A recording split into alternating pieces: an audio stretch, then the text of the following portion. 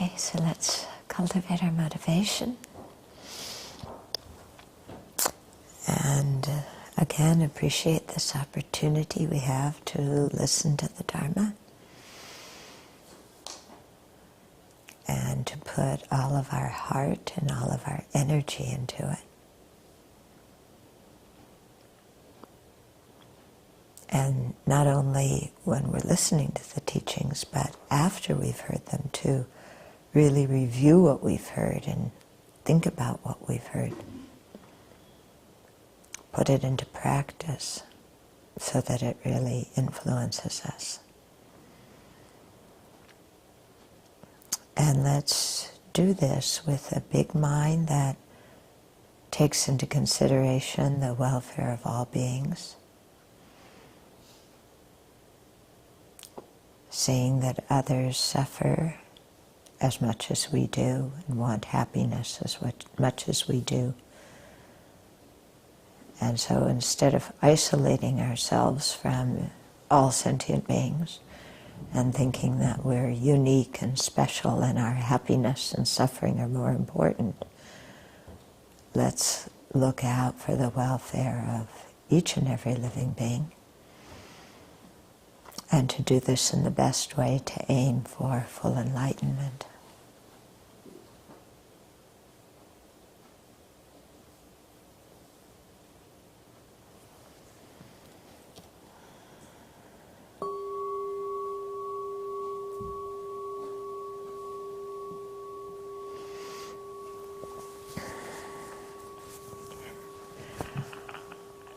So it's quite important not just to listen to the teachings, but to really review your notes and think about them.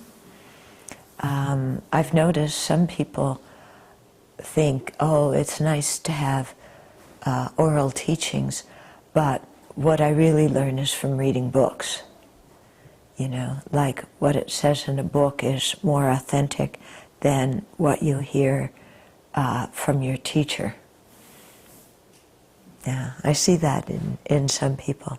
And so, you know, for study time they read lots of books, but the oral teachings, they don't review them and think about them. When I was learning the Dharma at the beginning, there were no books, or there were very few books, and the books that there were usually had a lot of errors in them in translation and so forth, because nobody was very good at that, about translation at that time. And so we had to completely depend on our teachers for everything we knew. And that made a huge difference, because then when you listen, you know, and you think about it, and afterwards you review it, and you come back the next week with, you know, or the next day with questions, because you've been studying it and thinking about it and all. And also because you're getting the teachings from a live person, you feel the weight of, you know, this is something that's meant to be practiced, that somebody who's trying it to practice it themselves is teaching me how to practice. Yeah. So I find it funny that often people won't review their notes, but they'll read a book that is a transcription of a teaching. Yeah? And sometimes the transcription of the teaching, you know, you have more errors in it because the transcriber didn't hear it, yeah? Or it wasn't checked or whatever. So, you know, I think it's really good to try and think about and use what you hear, and not just think, oh, that's nice, but the real teachings are what I read. You know, like what's written in a book is better. Yeah. But if you look, you know, how did the books get written? It's mostly from oral teachings. All the sutras are from the oral teachings of the Buddha. Yeah. So it's good just to keep that in mind, you know, when we're learning. Okay, so somebody asked a question, and he said, I think I understand the concept behind the body and the parts of the body argument, but I get hung up on the logic of the example. Okay, so do you remember from last week? We were talking, I didn't review my notes. I don't remember what we talked about last week. Well, maybe a couple of people reviewed their notes. We were talking about the body and, what is the relationship between the word body and what that word refers to? What is the body that we are calling body? Where can we identify that body? What can we identify that body as? Okay, so he said, if this body were located with a portion in each of these parts, and its parts are located in their parts, where does it stand by itself? Okay, so that's what we were looking at. Okay, so he says, when I last went to the grocery store, I bought a dozen eggs. Each egg was a part of the dozen. For the dozen eggs to exist, the 12 individual eggs had to be present. When one of the eggs was removed, the concept of a dozen eggs no longer existed. Very true. But the question is, where does the dozen eggs exist? Okay, when you have all 12, you have a dozen eggs. But what is the dozen eggs? Is it the first egg, the second egg? When do you have a dozen, which egg is the dozen?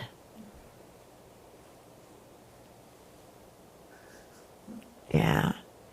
One of the eggs is not the dozen, is it? It's the group. But the group is made of things that aren't the dozen. And yet when you have this group and your mind puts a concept around it that makes it into a unit, then we say a dozen eggs. But none of those eggs is a dozen. And you can't find a dozen eggs separate from that collection. And the collection itself isn't a dozen, because the collection is made up of non-dozens. Okay. So 12 non-dozens doesn't make a dozen. 12 oranges don't make an apple. Okay? So that's what we're looking at, What are we really referring to when we say a dozen eggs? And it's interesting to think about, which egg makes the dozen? Because when you have 11, you don't have a dozen. So is the dozen in the last egg? If the dozen were in the last eggs, then all you would need is one egg to have a dozen. Okay. I'm stuck on this because I know that none of the eggs or parts are the dozen, but I always kind of fall to is the collection. Yeah. Of non-egg. Right, and that's what we usually fall to. We say, okay, each part isn't one of them. It's the whole thing together. It's the gestalt. But the thing is, if we look at what is a collection, a collection is only an assembly of parts. And none of the parts are the whole. Yeah. And the assembly doesn't exist independent of its parts.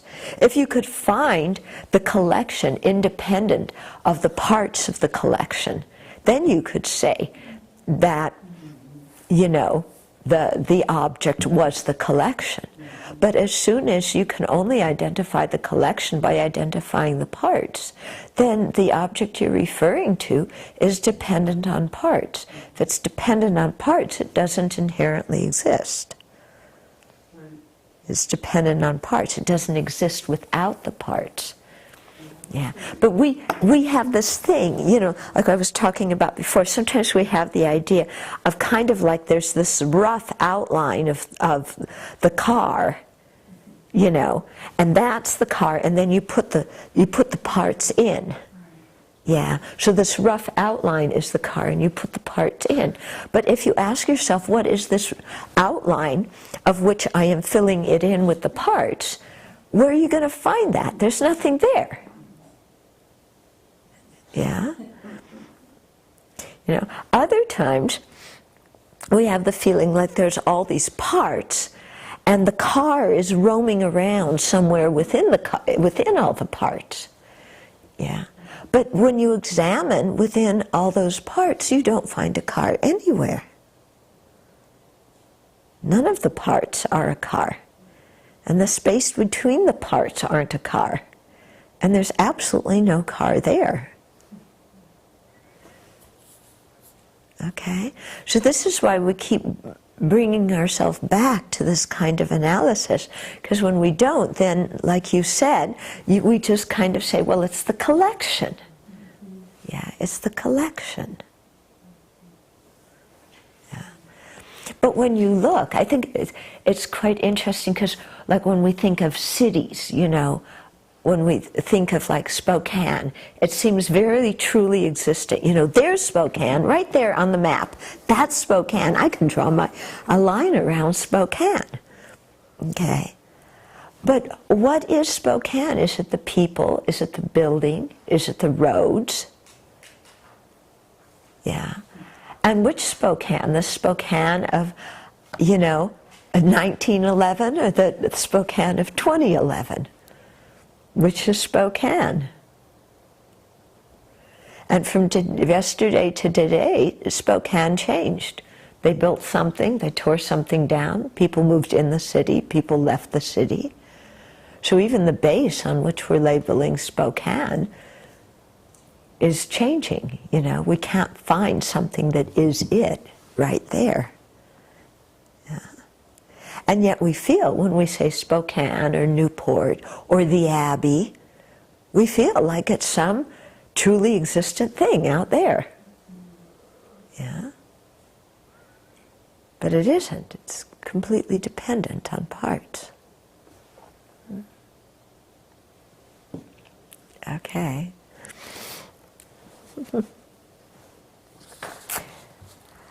Okay, so then he says, while I understand that a dozen eggs is not inherently existent, I don't know if there's a good logical refutation.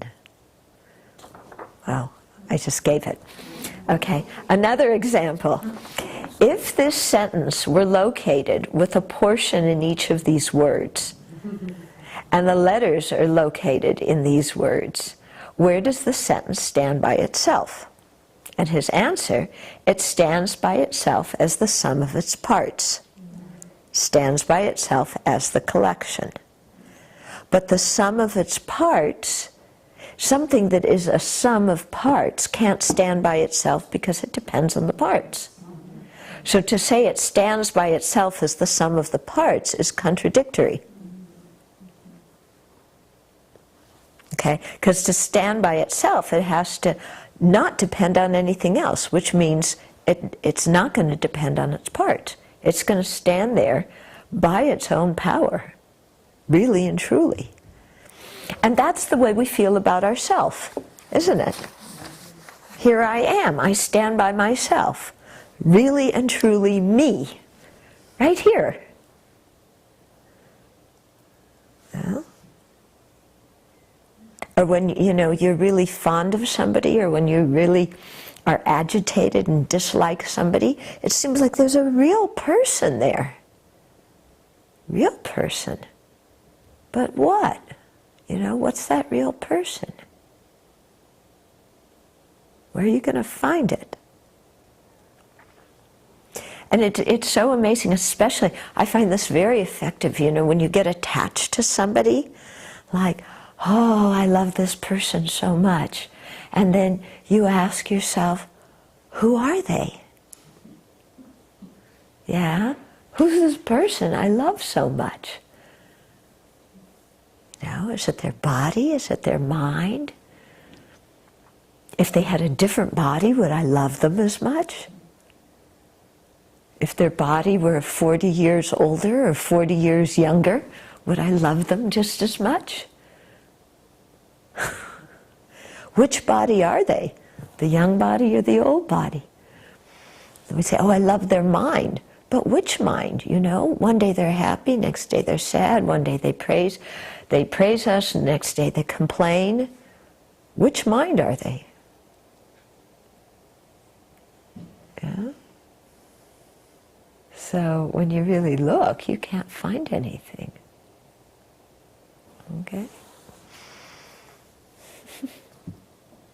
Okay, so we'll continue here. Okay, so an independent body doesn't exist within the parts. We talked about that, okay? Could it be separate from the parts? It can't be. In the same way that you can't have a dozen eggs separate from the eggs, you can't have a body separate from its parts. Because if you could find a body that were separate from its parts, it would mean you could have the arms and legs and intestines and everything here, and the body over there. Yeah, if there were a person that were separate from its parts, the body and mind could be over here, and the person could be over there. Okay, but that doesn't work. Okay, because the whole thing is that a collection is by definition made up of different parts. Yeah, it's not some kind of unified independent whole.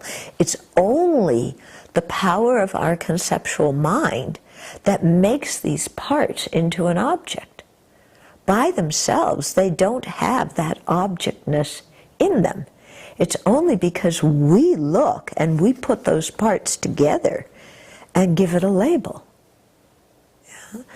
And I think part of this relates to early childhood development, you know, because when we're infants, we just see all these colors and shapes, and we can't put them together to make objects.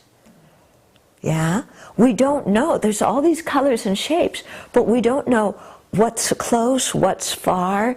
You know, there's no conceptual mind, or the conceptual mind doesn't have the ability at that time to put pieces together and to see them as a separate object.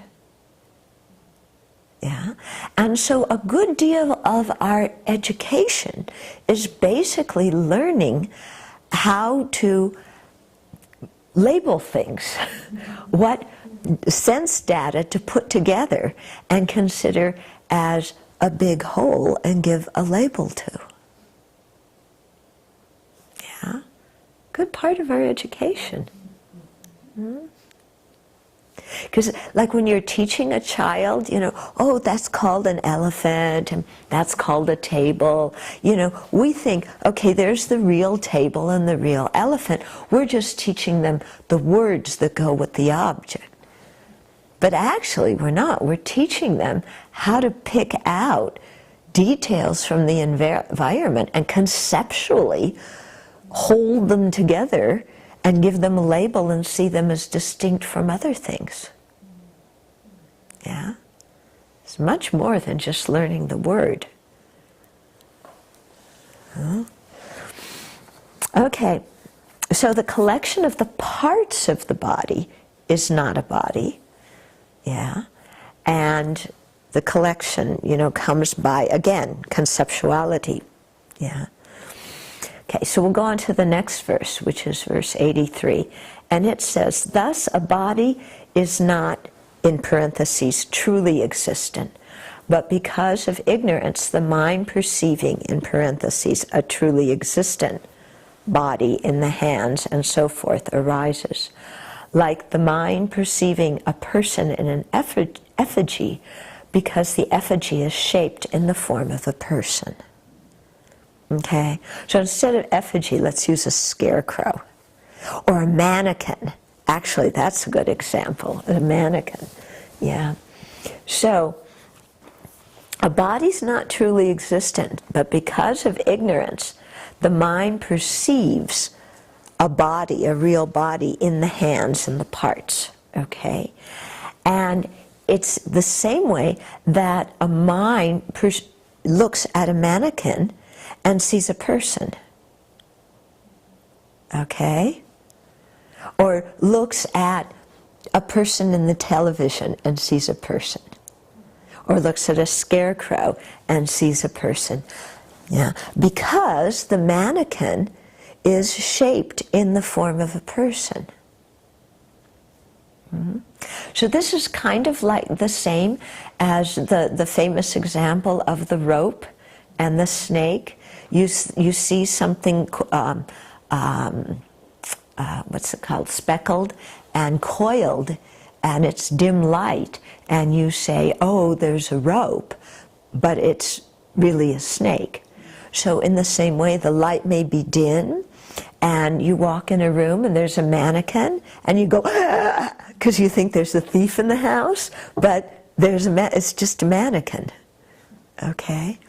Or you're walking down the road and you see a person down there and you think, oh, I'm going to go see I'm going to go see Sally down the road and talk to her. And then you get there and you realize Sally, what you thought was Sally, is a scarecrow. Okay? So it's a wrong consciousness. Yeah? We're mistaking things. That's a wrong consciousness. We aren't knowing the object correctly. But it's very similar to this thing of thinking that all the parts are a truly existent body. Yeah? In the same way that we label person on a mannequin, we label body on the parts. We label snake on the rope. So all those things, there's labeling and conceptuality going on there. But there's a difference between labeling body on the legs and hands and those things and labeling person on a mannequin. What's the difference? Function? What do you mean? A mannequin can't eat. Yeah, a mannequin can't eat. Yeah, so the mannequin can't function as a person. Yeah, whereas the parts of the body can function as a body. Yeah, the rope can't function as the snake. But the twine, but the living being, there can function as a snake. Yeah. So, there's suitable ways of using words and unsuitable ways of using words according to what we have collectively decided to call something. Yeah. Before we all came to know the word, society, person and mannequin. I mean, person and mannequin are just sounds. We could have usually used the sound mannequin to refer to what we now use the sound person to refer to, and vice versa. And then we would all agree. But once we've agreed that a person refers to this and a mannequin refers to that, then if you call that a mannequin, you call that a person, it's a wrong consciousness. Yeah, because it can't function as such. So it's a very similar thing with calling the parts of the body a body. It's as, misconstrued as calling a person a mannequin. A mannequin a person. Because when you look in what's there in the mannequin, there is absolutely no person there. You look up, down, and across, there is absolutely no person. In the same way, when we look in the hands and the torso and the intestines and the pancreas and the toes, there is no body there. But our mind says, that sounds good, but actually there is a body. Yeah, do you see how we're not seeing those two things as exactly the same, are we? Oh yeah, everybody knows that a mannequin's not a person. But this really is a body. Yeah, sure, you can't find the body here, you can't find the body there, but it's a body. Do you see? Do you see? What we're grasping at when we're thinking that way, that's the object of negation. Yeah? Because we still think there is a body there. Yeah, it's not the hands, it's not the toes, it's not the pancreas, but there's a body. But actually, when you really look at it and you take all those parts and put them all around, there is no body there, is there? Absolutely no body, in the same way that there is no person in the mannequin, and there is no snake in that rope. Absolutely no snake in that rope. Absolutely no person, no body in that collection of parts.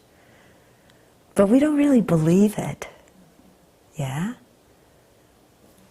We're holding on to, that's the object of negation. Yeah?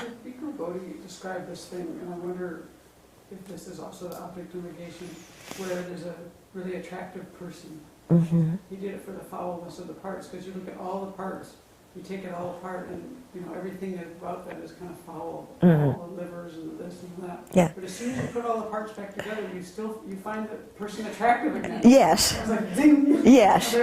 All the parts are foul, but boom, you put them back together, and your mind just goes, "Oh, there's that attractive person again." Right. Right. Is that the same thing? Okay, so is this the same thing, like when you do the meditation on the foulness of the body, and you look and you take somebody's ear, is that attractive, their ear sitting on the table, or maybe their skin, you peel off their skin and their skin's just kind of piled there, not so attractive. Or maybe their eyes, just two eyeballs there. Or maybe their teeth, yeah, you have their teeth kind of sitting there. Or the lips. Just two lips, two, maybe separate, one upper lip here, a lower lip there. Yeah? And that's just the outside of the body. We're not even looking at the inside of the body. If we start looking at the inside of the body, we put their intestines out there, maybe their kidneys. Yeah, some blood, some lymph, some sweat. Yeah. Is any of it very attractive? Blech. No. But then, when we look at the parts separately, not attractive. But then we kind of put the parts together and, wow, that person's good looking. So what we're seeing here is how out of touch with reality our mind is. Yeah? The fact that when we really look and examine, there is nothing gorgeous about the body. It's all very unattractive and foul. But then our ignorant mind just goes, wow, that person's so good looking.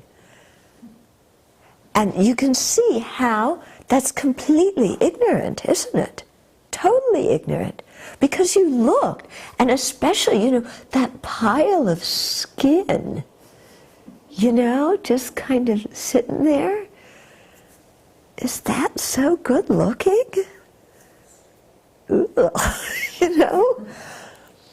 So, we see how, when Lama Yeshe used to say we don't need to take drugs because we're hallucinating already, you're seeing this is how we're hallucinating. Yeah? We're seeing this body as beautiful. We're seeing these parts as a real body to start with. Okay, yeah? There are two questions. Uh-huh. First from John, can you provide further explanation how the mind perceiving the body is a wrong consciousness? Further, what is a right consciousness? Okay, so how is the mind perceiving the body a wrong consciousness? On a conventional level, it's an okay consciousness, okay, on the conventional level. But thinking is saying that that's a body. But thinking that there's a real body there, that's completely, there's no real body there, okay? So in a conventional way, when we don't analyze, we say there's a body. We don't say there's a tree trunk, okay? But, you know, when we're really analyzing what is the body, there's absolutely no body there. So what is the correct consciousness? The mind that sees the emptiness of inherent existence of the body. That's the correct mind. Because that mind sees the body as it truly is. Okay?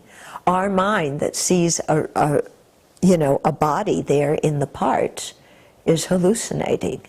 It's out of touch with reality. The mind that sees the emptiness of the body is the mind that sees what the body really is. Okay? Does that correct consciousness include the knowledge of the conventional? Okay, there we're talking about the correct consciousness, meaning we're really investigating what the body is. Okay? So the body is empty of inherent existence. On a conventional level, we say there's a body, and that's okay. That's correct on the conventional level, but it's mistaken because when we say that's a body, our mind is thinking of a truly existent body. So it's mistaken because that body is appearing truly existent to us on the conventional level. Okay. Yeah? Is it correct to say that the body or whatever entity exists as interdependent relationships or fractals with everything else around us? Okay. So is it correct to say the body or anything else exists in a dependent relationship with everything else around us, or depending on everything else around us? Yeah, it exists as interdependent relationships. As an interdependent relationship? Okay. The body exists by being merely labeled upon the base. Yeah. But it does exist dependently. Okay? And it exists dependent on its parts, but it's also existing dependent on the things around us, too. You know, it's because there are inanimate things that we also have animate things. Yeah, it's because there are things that are not bodies that we have bodies. You know, because again, our mind is conceptually isolating things. Okay, so the conventional body exists dependent on other things. Yeah, we say that. Okay?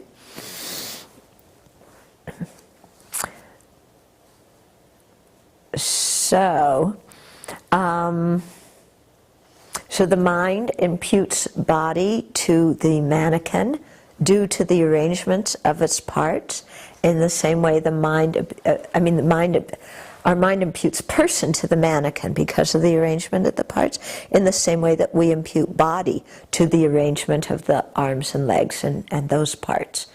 Okay? But there's no person in the mannequin and no body in those parts. Okay? Because the mannequin can't function as the person, the parts can't function as the body. Okay?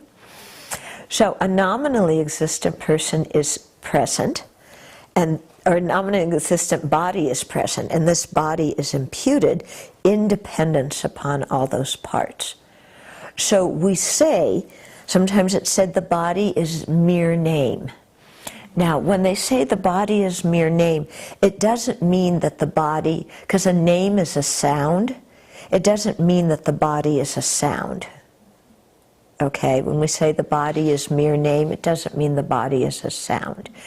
What it means is the body exists by being merely named or labeled, in dependence upon the parts. Okay, that's what it means. Yeah. So when we say it is merely labeled, mere excludes it from existing from its own side. Yeah. So merely labeled really emphasizes that there's nothing there on the side of the base. It's merely labeled on the base. sometimes you get this funny feeling when you say it, you know. It's like, there's the base, and the object is not there. It's merely labeled. Yeah? Merely labeled. But it's not there. It's not there. There's no body there. But it's just merely labeled on that base. You know? Feels kind of funny, doesn't it? What do you mean merely labeled? There is a body there. No, there's not. Okay? So mere really excludes it existing from its own side. Can't exist from its own side. Okay. So verse 84, for as long as the conditions persist, the body of the effigy is seen as a person. Likewise, for as long as there is grasping at true existence of the hands and so forth, they are seen as the body. So as long as the conditions persist, okay, the body, or the effigy, or the mannequin, is seen as a person. Okay? So as long as it's dim and the lighting isn't so good and the mannequin's standing there in a way that a person would stand, as long as those conditions exist, we're going to say there's a person there, even though there's only a mannequin. When those conditions cease, when we turn on the light, yeah, when we go knock on the mannequin and realize it's made out of plastic or resin or whatever they make them out of, then we realize, oh, there's no person there. Okay? So in the same way, as long as the conditions exist, we will see a body in the parts. And what are those conditions? It's the ignorance grasping at true existence. So as long as we have that ignorance grasping at true existence, we're going to see, a body in those parts. Yeah? Whereas there's no body. But when we generate the wisdom that sees things as they are, the wisdom of realizing suchness or emptiness, then that stops the condition to see a real body in those parts. And then we stop seeing a real body in those parts. Yeah? Then we can see that the body is simply what's labeled in dependence upon those parts. Yeah? Like the word body is just a shortcut.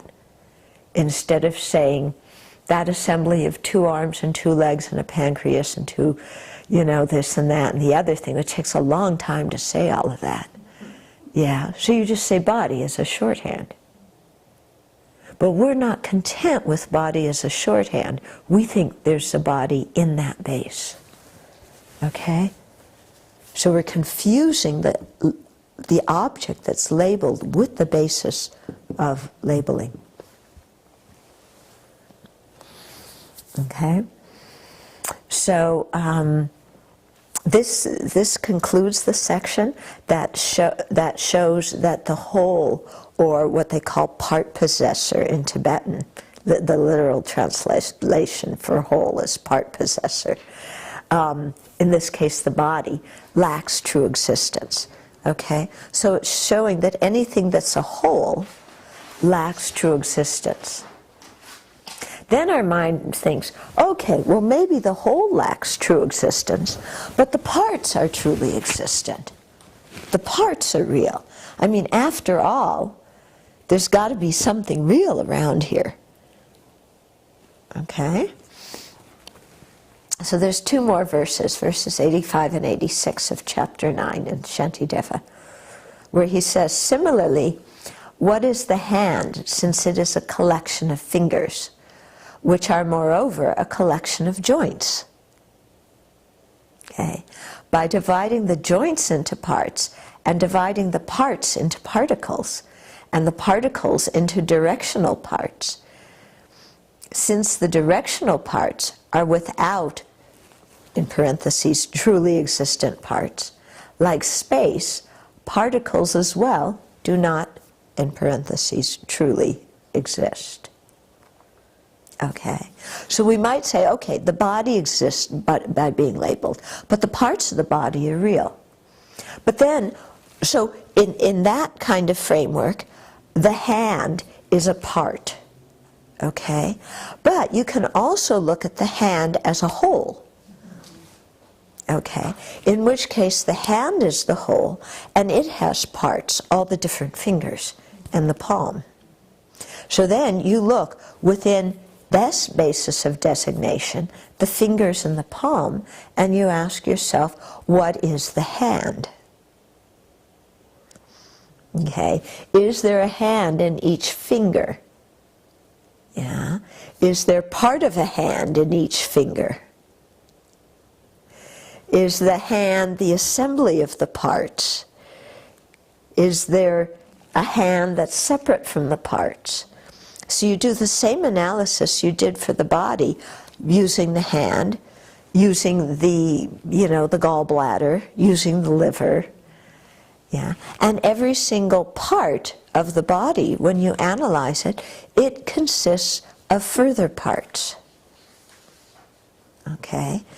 So the parts of the hand, you have the palm and the 5 fingers. Then you take a finger. Well, the finger also depends on parts. You have this joint and this joint and this joint. Yeah, so the finger is also dependent. There's no finger there. I mean, which is the finger? Is it this joint, or this joint, or this joint, or the front side, or the back side, or the skin, or the muscle, or the tendon? What are you going to point to as the finger? Okay? So then you look at its parts and you dissect it. And then that, all of the parts of the finger, all of the joints, they too have smaller parts. And those parts also have smaller parts. And they have more smaller parts. And so then we're going to say, well, what's the smallest part? Okay? And so in science, some scientists are looking for what is the smallest part out of which everything can be constructed. Yeah, there's got to be some smallest thing that if you put a bunch of them together, you get, something bigger. But the difficulty with that is that everything can be subdivided.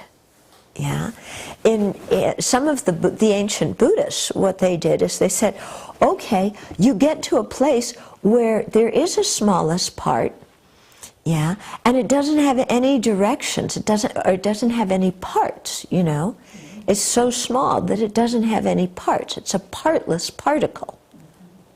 Okay, but then you say, if it's a particle that doesn't have any parts, then how can it join together with other particles to make something bigger? Because when things join together, they have to touch.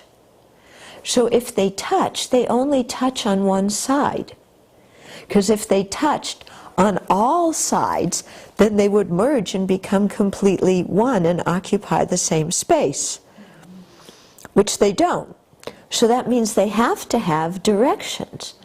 A front and a back and a north and south and east and west, because that enables them to touch with other smaller particles. So they aren't partless particles, they have parts. Yeah? So everything you look at is going to be dependent on parts. You can't find a smallest particle that is not dependent on having some parts, at least direction, directional parts. And if it has directional parts, then, it should be able to be broken up into those directional parts somehow. Okay? So you look and look and look, trying to find something that's real, that doesn't depend on something else, and you can't find anything that's real that doesn't depend. Everything depends on something else. Everything is dependent on parts. Yeah? So it's interesting, when you look at people, to see all their parts instead of see the person. Yeah? Kind of as if you have, laser vision. Didn't Superman do that? Superman would look at things and everything would kind of get zapped into different parts, or something happened. I have some vague memory from my childhood like that. Huh?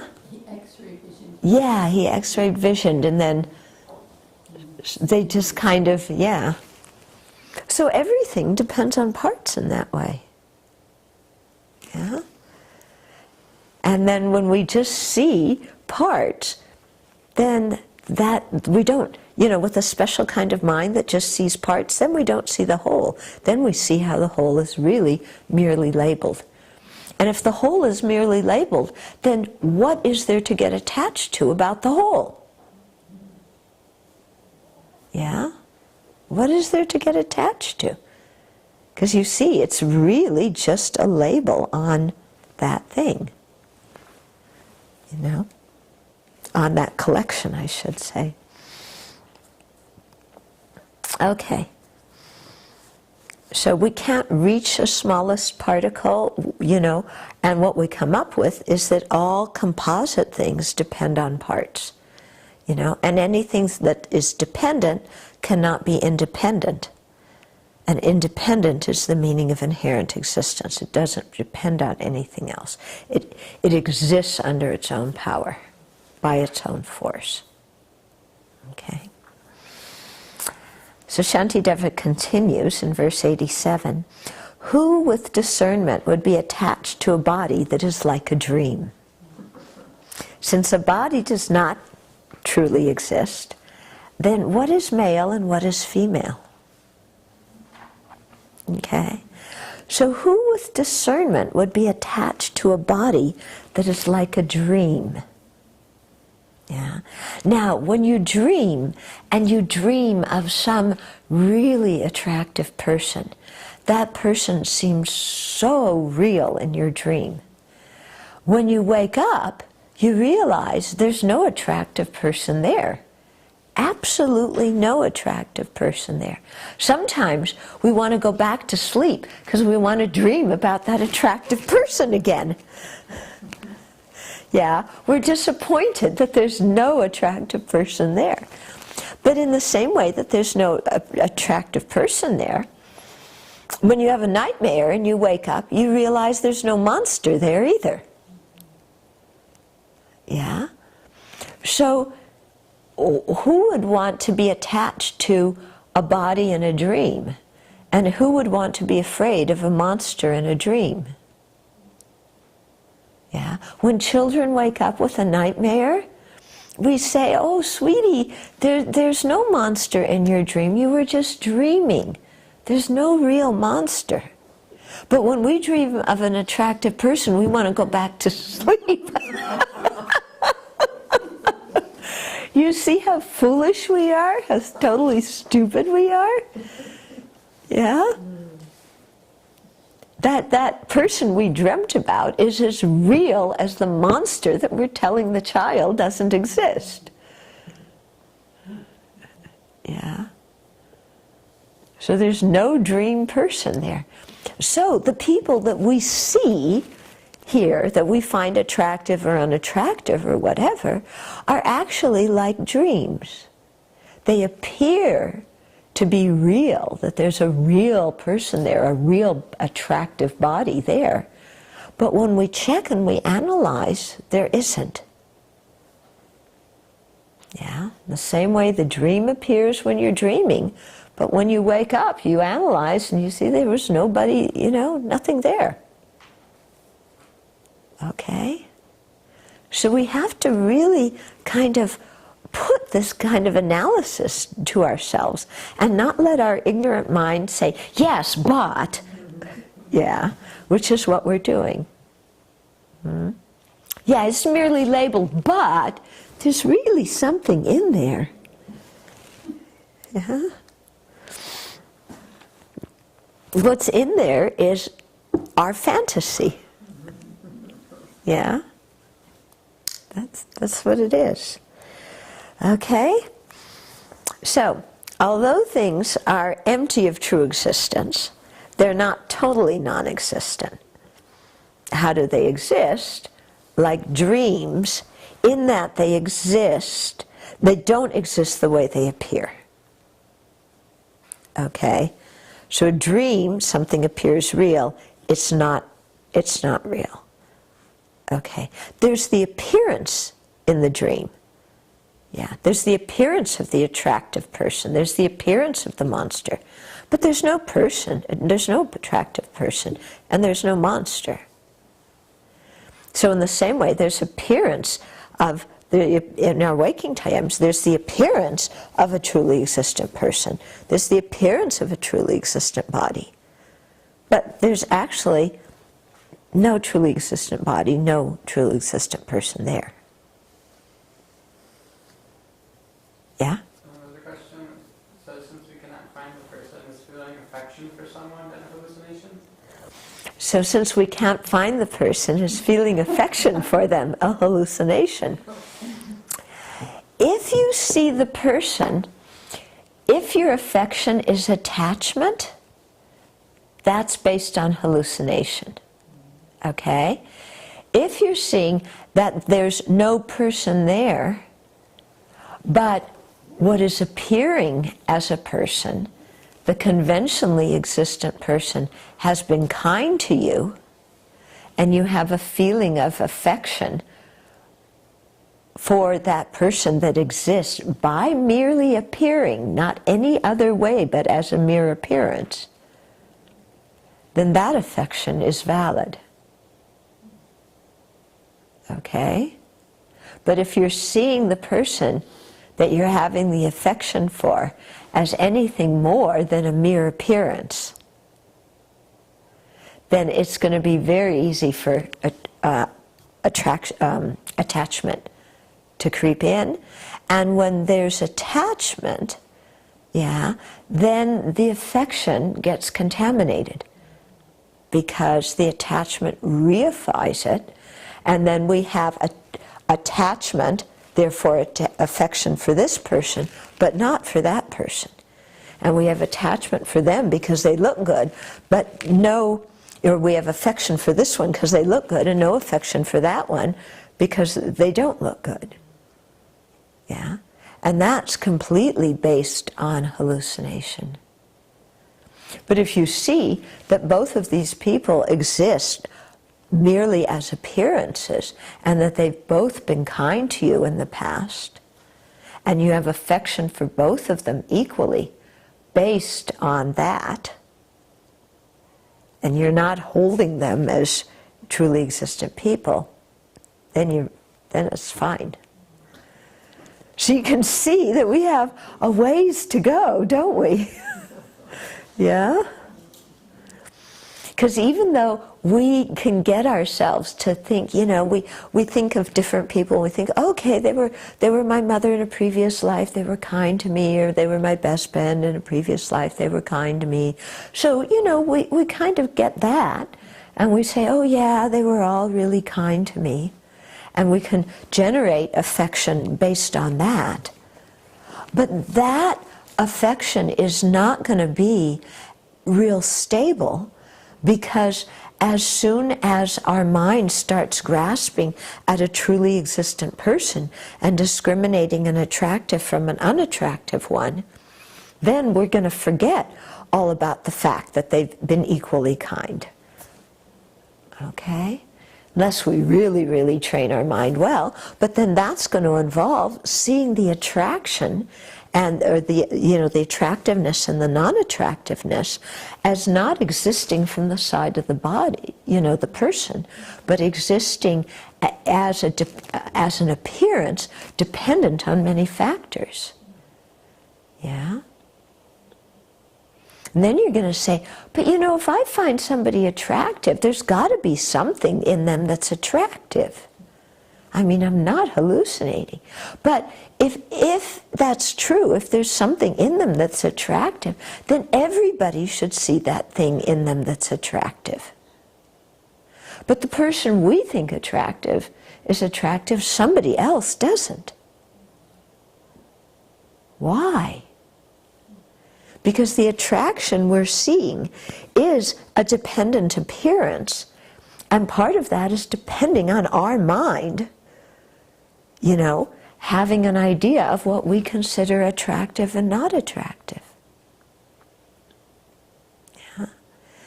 I had a friend in Israel who was, I think she was a physical therapist actually, and she was telling me that she was treating this one old man, and he was like so old and so decrepit, and he often smelled, and he was really kind of he wasn't going to be around a whole lot longer.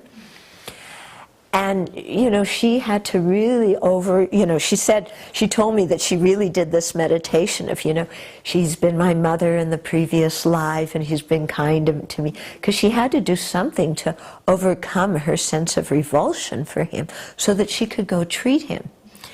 But then one day his wife walked in, and they had been married, 50, 60 years or something. And she came in and was with him, and she looked at my friend and said, "Isn't he beautiful? Isn't he precious?" And that's what the wife saw. She saw this beautiful, precious person there. Yeah? So, if the attractiveness we were seeing, that we see, or on the part of my friend, if the repulsiveness she's seeing exists objectively in the person, they should both see him in the same way. But they don't, because the causes and conditions that are leading to their perception of him are very, very different. So they're having different perceptions.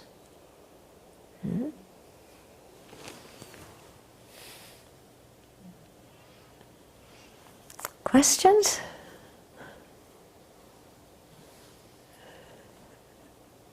There's a comment Uh-huh. from John. Okay. It says, I could give a lecture on the difference between affection and attachment. Oh, could I give a lecture on the difference between affection and attachment? I've given many before. No, he says he could. Oh, he could. Oh, yes. Yes, he could do that very well. Maybe we should invite him to do it. John, when you come up to the Abbey, we'll ask you to give a talk, and we'll video it and show it on a Thursday night. It'd be good. Yeah, he's been learning a lot about the difference. Uh-huh. So I know we've talked about this before, but why is it that we hear the correct information and then I still don't think it's like a scarecrow. I still don't think it's so clear. Yeah. What is that? Okay, so why is it that we hear the teachings and we follow it and it makes sense, and yet inside we don't really believe it? It kind of springs back. Yeah, that our old vision springs back. Why? Because ignorance is beginningless and we're very habituated to it. Yeah? How do we not be discouraged? How do we not be discouraged? By seeing that every time we think about this, our mind gets a little bit clearer. Yeah, every time we get a little bit clearer. Yeah, so in the same way, you get that last egg and then you have the dozen. At some point, we're going to get some extra little bit of clarity that's going to push us into a direct realization of emptiness. Okay? So it's this thing of accumulating the causes.